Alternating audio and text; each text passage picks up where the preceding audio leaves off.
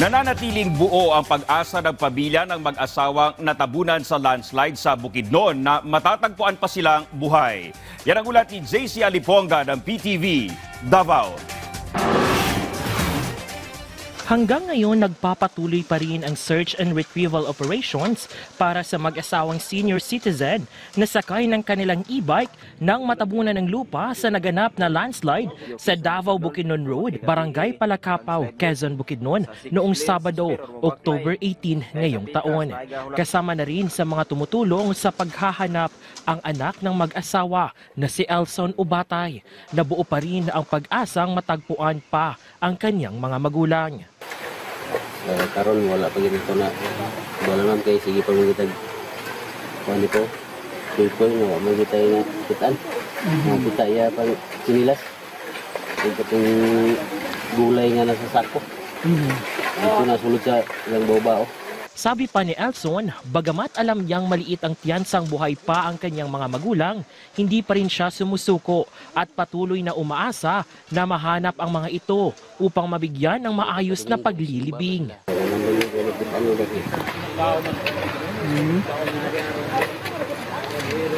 Para maplastar ko ba? Isa pa. May sikap yung lawatan ko. Nakuha nga rin, lawat nga nga. Disgrasya nga pero mo lang tayo nakitaan lang ko.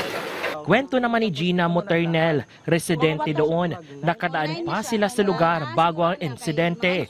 Kasama ang kanyang asawa, sakay ang kanilang motorsiklo sa Davao Bukidnon Road, partikular sa Barangay Palakapaw, Quezon, Bukidnon. Ayon kay Gina, napansin niya noon pa man sa kanilang pagdaan na may mga bitak at lamat sa kalsada, sinyalis na posibleng paggalaw ng lupa sa naturang bahagi ng daan. Ilang oras lamang matapos silang makadaan, naganap na ang malawakang pagguho ng lupa o landslide sa lugar. Dako kay magpasalamat kay sa pagkauli namo safe ra mi gabi. Sa ngayon, nagpapatuloy pa rin ang search and retrieval operations sa lugar habang nananatiling sarado sa lahat ng uri ng sasakyan ang apektadong bahagi ng Davao Bukidnon Road. Samantala, nagtalaga naman ng pansamantalang alternatibong ruta para sa mga motorista at residente na dumaan sa nasabing kalsada. JC Aliponga para sa Pangbansang TV sa Bagong Pilipinas.